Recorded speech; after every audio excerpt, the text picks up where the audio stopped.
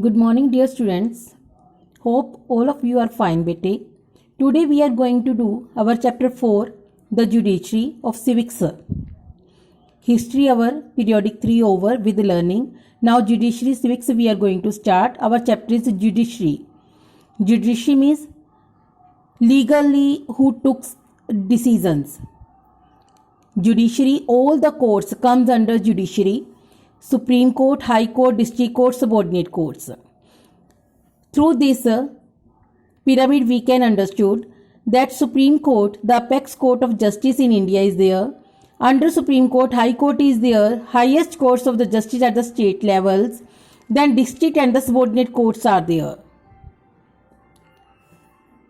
Now we are going to start our chapter. There is no state without a government. कहते अगर government नहीं है तो कोई स्टेट मानी नहीं जा सकती. And the government has 3 organs. Government के 3 ऑर्गन्स हैं जो काम करते हैं. Legislature make laws, executive enforce the laws, judiciary who took decisions if anybody is not that accepting that laws. Legislature makes laws for the country, executive enforces these laws and administers the country. Then the judiciary punishes those who break the laws. जो law legislature द्वारा बनाए गए हैं अगर उनको कोई नहीं मानता तो जुडिशरी क्या करती है, पनिश करती है. It is the guardian of the constitution also. जो जुडिशरी है हमारी वो हमारे कॉन्स्टिट्यूशन की गार्जियन है. It gives justice and guarantees fairness. It is the spine of democracy. जो हमारी जुडिशरी है वो हमें जस्टिस देती है और सही की गारंटी देती है कि अगर आपके साथ कुछ गलत हो रहा है तो उसको वो सही भी करेगी. Then it is the spine of democracy. Spine means जो जिसके बिना हम खड़े नहीं हो सकते. वैसे ही अगर डेमोक्रेसी में जुडिशरी नहीं है तो कहते हैं डेमोक्रेसी वर्क नहीं करेगी. Now structure of the judiciary. The judiciary consist a network of judicial bodies और द लो कोर्ट्स जो मैंने अभी आपको बताई थी. The Indian judiciary consist of the supreme court and apex court of appeal, then high court and the district court, the subordinate courts. This pyramid you have to make in our notebooks also. Then next we are going to do Supreme Court of India. Firstly जो हमारी apex court है, highest court है, supreme court है.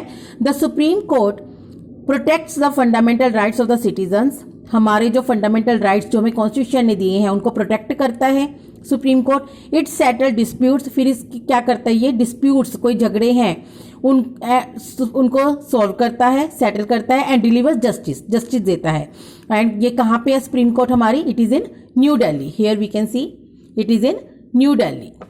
Then composition and appointment of the जजेस. अब इसकी composition क्या है, कितने मेंबर्स होते हैं और अपॉइंटमेंट कौन करता है जजेस की? The supreme court of India consist of 1 chief justice and the other 25 judges as they are appointed by the president of India. Chief justice और जजेस को कौन अपॉइंट करता है? अब president of India. Eligibility for the जजेस of the supreme Court is discussed as follow. अब eligibility क्या होगी, किसको हम जज या चीफ जज बनाएंगे? 1 should be a citizen of India. Then must have been a जज ऑफ 1 और more high courts for 5 successive years. लगातार 5 ईयर्स के लिए वो जज होना चाहिए हाई कोर्ट्स में. और must have been an advocate in 1 और more high courts for 10 successive years. या फिर 10 साल के लिए वो एडवोकेट होने चाहिए हाई कोर्ट्स में. Must be an eminent jurist. Able जज होना चाहिए in the opinion of the president. In the opinion of president में प्रेसिडेंट के ओपिनियन से कि वो बहुत एबल जज है, then he can become a जज और द चीफ जज of the supreme court. Tenure, time period क्या है? द जजेस of the supreme court can serve. कब तक सर्विस कर सकते हैं? Till the age of 65 years. They can be terminated from their office. उनको टर्मिनेट किया जा सकता है, उनको निकाला जा सकता है on account of proven misbehaviour. अगर वो गलत व्यवहार करते किसी के साथ, इनकैपेसिटी और मिस यूज देयर अथॉरिटी, या फिर अपनी अथॉरिटी का मिस यूज करते हैं. The process of removing the जजेस of the supreme Court is called impeachment. हमने इम्पीचमेंट प्रेसिडेंट में भी किया था ना. सेम वे में कहते अगर वो रिमूव किया जाता है टेन्योर से पहले, इम्पीचमेंट जो होती है उसकी हो सकती है. It is before the expiry term. Means 65 year से पहले भी उनको इम्पीचमेंट के द्वारा हटाया जा सकता है. Then functions of the supreme court. Here functions of the supreme courts are there. First, original jurisdiction. Original होता है ओरिजिनेट करते हुए ज्यूरिडिक्शन को डायरेक्टली यहाँ पे. देन अपीलेट, अपील की जा सकती है यहाँ पे. एडवाइजरी, एडवाइस देते हैं वो सही ज्यूरिडिक्शन के लिए। कोर्ट ऑफ रिकॉर्ड्स, जो उनके डिसीजन होते हैं उनका रिकॉर्ड रखा जाता है। Then jurisdiction regarding fundamental rights, जो हमारे फंडामेंटल राइट्स है रिगार्डिंग देम ज्यूरिडिक्शन जो है वो सुप्रीम कोर्ट डायरेक्टली दे सकता है। Now in detail we are going to do original jurisdiction. Original jurisdiction means that the supreme court can hear petitions directly. Now what is petition? Request for judicial action. ठीक है ना, कहते हैं ये supreme court जो है वो petition directly सुन सकती है। Directly means without high court और district courts, and have to give justice to it. Such cases are said to originate in the supreme Court. कुछ केसेस सीधा सुप्रीम कोर्ट ही आते हैं, which has the authority to resolve these cases, जिसे Supreme Court के पास authority है उन्हें सॉल्व करने की। Some of these cases include, कौन कौन से हैं? The dispute between the central government और the state government, the dispute concern with the elections of the president and the vice president, कि इलेक्शन में प्रेसिडेंट और वाइस प्रेसिडेंट के election में भी वो कोई डिस्प्यूट होता है, उसमें वो अपना डिसीजन दे सकते हैं। Included in the original jurisdiction of the supreme court, ये भी किसके इंक्लूड होता है? ये किस में आता है? ओरिजिनल ज्यूरिडिक्शन में। The disputes between the states, अगर स्टेट्स के बीच कोई डिस्प्यूट है, that is also in supreme court we can take. Then one more point regarding fundamental rights, अगर फंडामेंटल राइट्स के रिगार्डिंग हमें कोई है तो हम सीधा सुप्रीम कोर्ट में जा सकते हैं। Second point is appellate jurisdiction, appeal की जा सकती है। कैसे? The supreme court can here appeals against the decision of the high court. हमें हाई कोर्ट में हमें जो डिसीजन मिला था हमें वो पसंद नहीं आया, हमें लगता है कि हाई कोर्ट ने गलती की है कोई, तो हम सुप्रीम कोर्ट में जा सकते हैं, but with the letter of high court. If the high court certifies that a particular case is fit for an appeal, अगर उन्हें लगता है हाई कोर्ट को कि वो अपील की जा सकती है, and involves an important question of law, और लॉ के लिए वहां पे कोई क्वेश्चन है, then they can go to supreme court.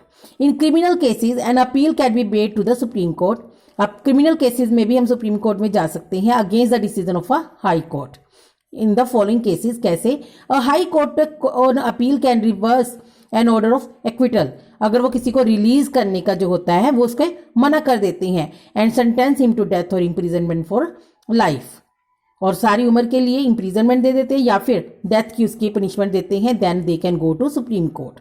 Has withdrawn for trial before itself any case from a subordinate court, अगर सबॉर्डिनेट कोर्ट से कोई केस आता है और वो उसका ट्रायल नहीं लेते, विड्रॉ कर देते ट्रायल को, and has sentenced the accused to death और imprison of the life.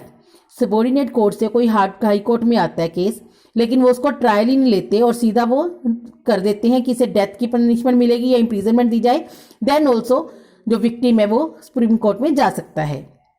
Then has certified that the case is fit for appeal to the supreme court, और अगर किसी केस के लिए वो अपनी कह देते हैं कि इसकी अपील सुप्रीम कोर्ट में जा सकती है, देन वो केस जो है सुप्रीम कोर्ट में जाएगा। ये है appellate jurisdiction. Then advisory, the president can refer to the supreme court for any question of law, means president जो है वो सुप्रीम कोर्ट से कोई लॉ रिगार्डिंग क्वेश्चन पूछ सकता है, और fact which is of considerable public opinion, जो पब्लिक ओपिनियन के लिए कंसीडरेबल है, लोगों के लिए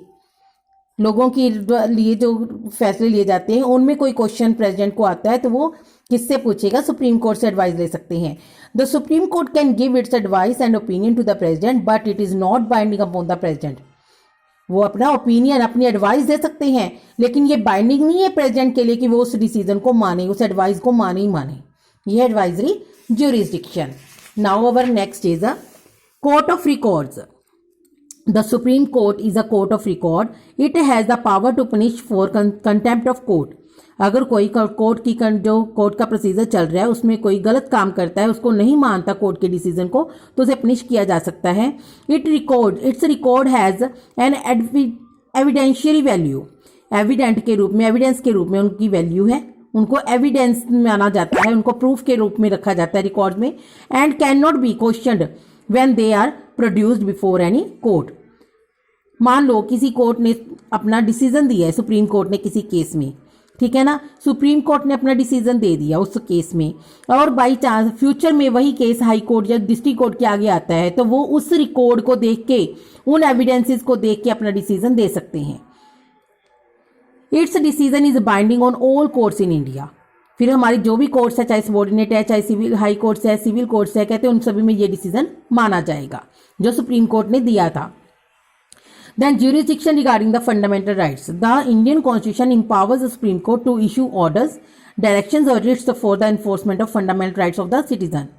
हमारे जो इंडियन सिटीजन्स के फंडामेंटल राइट्स हैं उनके रिगार्डिंग जो कॉन्स्टिट्यूशन है उन्होंने सुप्रीम कोर्ट को पावर दी है कि वो हर तरीके से हमारे फंडामेंटल राइट्स को प्रोटेक्ट करेंगी. The supreme court can issue writs of habeas corpus, mandamus, prohibition, quo warranto और the certiorari to protect liberties and fundamental rights. हमारे फ्रीडम को प्रोटेक्ट करने के लिए, हमारे फंडामेंटल राइट्स को प्रोटेक्ट करने के लिए जो हमारी कोर्ट है उसने टाइम टू टाइम डिसीजन देती है. Now what is habeas corpus? It means produce the body. Court can demand that a public official deliver an imprisoned person to the court and show valid reason on or evidence कि उसको क्यों पकड़ा गया है. Then mandamus to order a person to perform a public duty कि वो अपनी duty करे. Prohibition the action of stopping something by law किसी को रोकना. Then quo warranto legal action requiring a person to show by what warrant an office is claimed कि उसे क्यों पकड़ा गया वो वारंट दिखाने के लिए. Then last is our review a case by high court which tried in the lower court. Lower court में जो केस चला था उसको हाई कोर्ट में रिव्यू करना, चेक करना. ये सारे हमारे पॉइंट्स हैं इसमें कि कैसे ज्यूरिसडिक्शन हम सुप्रीम कोर्ट में कर सकते हैं. हाई कोर्ट अब क्या है? ये सारा सुप्रीम कोर्ट का था जो हमने रीड किया है. अगर सुप्रीम कोर्ट रिगार्डिंग हमें क्वेश्चन आता है तो हम वहां पे पहले अपनी कंपोजिशन दे सकते हैं, कौन कौन होता है इसमें, किसके द्वारा चूज किए जाते हैं. देन फंक्शंस आ गए हमारे और इस 5 types of functions are there जो हमने फ्लो चार्ट के द्वारा बताने हैं. सेम वे में हाई कोर्ट है. अब the high court is the highest court at the state level. वो नेशनल लेवल पे हमारी, ये स्टेट लेवल पे है. However there can be a common high court for 2 और more states and a union territory.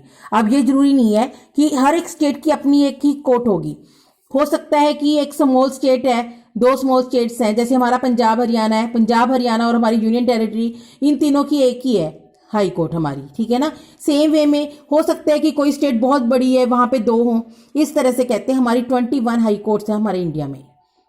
अब composition क्या है उनकी? सेम वे में high court consist of chief justice and number of other जजेस to be appointed by the president of India as he और she thinks necessary. जिनको जरूरी लगता है कि इनको बनाना चाहिए वो बना सकता है. Then the chief justice of the state is appointed by the president of India after consultation with the chief justice of India. ठीक है. चीफ जस्टिस ऑफ स्टेट का जो होता है वो प्रेसिडेंट द्वारा अपॉइंट किया जाता है, लेकिन किसकी कंसल्टेशन से? Chief justice of India and the governor of the state. As regard for the appointment of other जजेस ऑफ द हाई कोर्ट, दूसरे जो हाई कोर्ट के जजेस को रखना है, that the chief justice of that state is also consulted. वो chief justice consult करके रखे जाते हैं. The eligibility must be a citizen of India. He must held the judicial office of the territory of India. उसने कोई ना कोई judicial office join किया हो at least for 10 years as the advocate of the high court और 2 और more courts for at least 10 years. वो advocate होना चाहिए, जुडिशियल सर्विस में होना चाहिए 10 years के लिए. He must be a distinguished jurist और a renowned writer in the field of law. या तो उसको लॉ की नॉलेज होना चाहिए, वो होना चाहिए राइटर, या फिर उसका जो ज्यूरिस्ट है वो उसका डिसीजन जो है हमेशा बहुत अच्छा रहा है, दैट वी कैन इंक्लूड. अब टेन्योर क्या है?